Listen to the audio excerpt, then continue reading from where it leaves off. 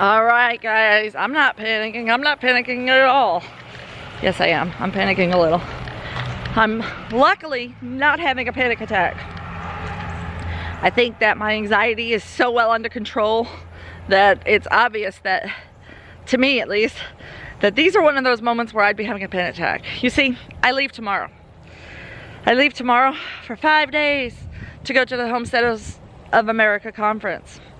And now I have 1,000,001 things to worry about. Not only am I struggling to get everything ready so that I can leave, doing laundry last minute so that I'll have clothes to wear, you know, little things like that. I'm trying to make sure I have the right foods that I can eat while I'm gone. So I'm packing extra stuff for that. I'm also making sure I have all my vitamins and stuff like, and supplements, so I don't forget any of those. And we're doing a great seed swap at the conference, so I'm struggling to make sure I've gone through all the seed that I'm gonna bring for that. Calm down, Rose, take a deep breath. I'm very excited about this, but I'm also very nervous about leaving the homestead for multiple reasons, but 3 big ones. Big ones. First, I'm just gonna show you the good thing. This garden. Look how lovely it's doing. These strawberries that we just planted are already greening up, and that means that the roots are doing great and everything is well protected. But we might need to add a few extra bricks to this fabric, or it's probably going to disappear over the weekend. You see, there's a hurricane coming. Yeah, that wasn't in the forecast a day or 2 ago. It is now. Hurricane Michael's coming up from the Gulf Coast, and it's gonna slam right through our area, right over our homestead in Georgia. And it's may not still be a hurricane at that point, but it's a good chance it will be. And at the very least, it's gonna be a tropical storm with some pretty heavy winds and rain. And in fact, it's starting to drizzle now. Girls, you're all coming to see me instead of hiding from the rain, huh? That girl up there, that big, fat, wide girl up there, she's the other reason why I'm a little bit nervous. So you'd think a hurricane would be enough to keep me on my toes and kind of a little bit panicky. Well, Miss Time, who isn't due until the 15th, has decided that she's gonna have ligaments that are so loose that I can't hardly feel them. And her stomach looks like the babies might have dropped. Yeah, those are not signs I want to see when I'm about to board a plane. Ryan has never been alone for a delivery before. So I'm praying and hoping that she's gonna hold out and wait for me on Sunday or Monday when I get back.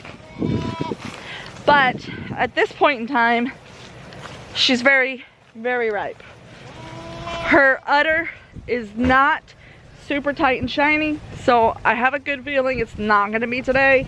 But really, with first fresheners, you never know. You never know what their patterns are gonna be like.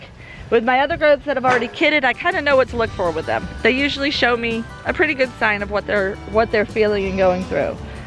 She hasn't isolated herself from the group, so that's a good sign. She's still wanting to go out with the group. That's a good sign. If she were to say, I'm not going out today, I'd start preparing my birthing kit. So Ryan knows where all the birthing stuff is. We keep it in our closet in the barn. So he's good to go with all the supplies he needs in case that she does deliver without me. He's instructed to film it with his cell phone if so, because I'm taking this camera with me to the conference to get some good films for you guys. But anyway, that's my other worry. My third big worry is Dominique. Sweet old lady. You know, she went from acting like she wasn't old to acting like old overnight. So it looks like her legs are bothering her. Like she's experiencing some arthritic pain. And that's why she doesn't want to go out. So she's in the barn. I brought her cuttings of pecan, privet, goldenrod. She's got fresh hay. She's got a bucket of grain. She's got water. She's eating. She's drinking. She's doing everything. She seems normal other than the fact that she doesn't want to walk around. She's not wanting to move her legs that much. So I think we're experiencing some arthritis. She is going to be getting some turmeric. She got some turmeric last night. She'll be getting it again tonight. In the mornings, I've been doing an herbal drench with Nutri-Drench. And today I added in Replimon Gel Plus, probiotics, and something else. And then we are also giving her vitamin B complex daily at this point to get her back up into feeling good again. So she's eating great. Her poop is normal. Her eyes are pink. There's really no sign that there's anything actually wrong with her other than just old age, which just breaks my heart even more so almost. At least with sickness, it's something I can treat, hopefully, most of the time. But when it's totally untreatable because it's just what she's going through in her life at this time, it's sad. And I'm also kind of double sad because I was hoping she was going to be a breeder this year, because she's all summer looked like she was going to be just fine for breeding.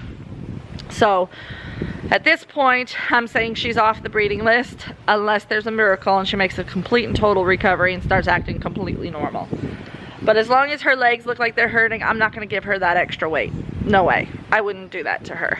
So she's going to get lots of extra love. Probably going to order some extra herbs that are made for older does and see if that doesn't help her out and make her feel better. But she's gonna have a pretty spoiled life as it is. So as you can see, she's got tons of fresh vegetation to nibble on all day. She's got grain, she's got hay, she's got water. She was hanging out in this corner, that's why all that's over there. And now she's hanging out over here. Hey, sweet girl. She just seems like she's feeling kind of puny. She just doesn't want to go out. No, she doesn't. You don't want to go outside at all, do you? But there's not much else I can do. There's no reason or indication of any infection or sickness, so there's no reason to give her any antibiotics at this point because she's not running a fever. Her temperature is normal, poop is normal, breathing is normal. She's just feeling puny. Right, girl?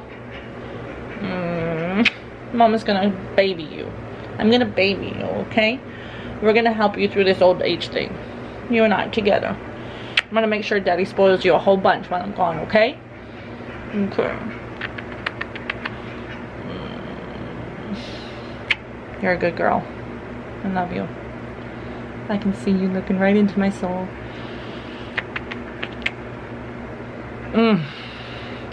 Goats are truly, truly soul animals. I don't care what anybody says, they have so much behind those intelligent eyes.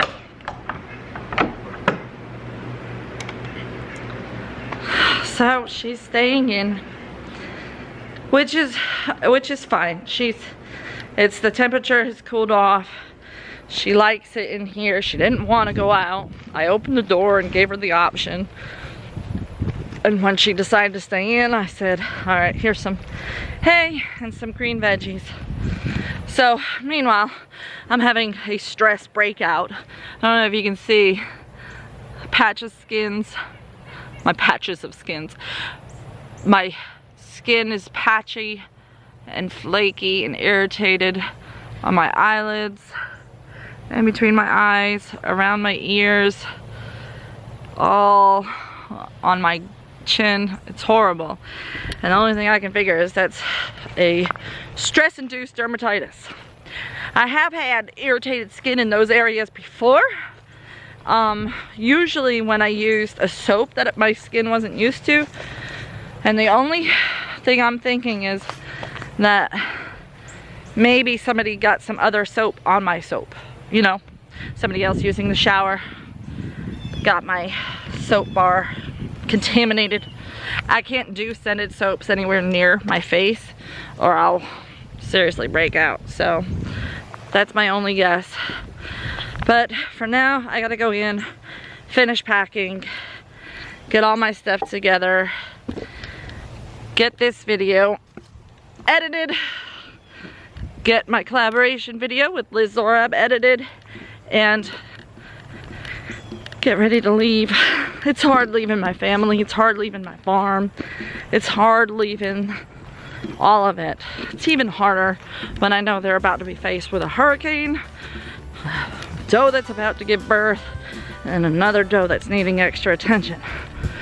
It's hard on my soul, but I know that it's gonna be worth it. This conference is so amazing, and if you've never had a chance to go to it, highly recommend you schedule a trip to go next year, because it is worth all this stress.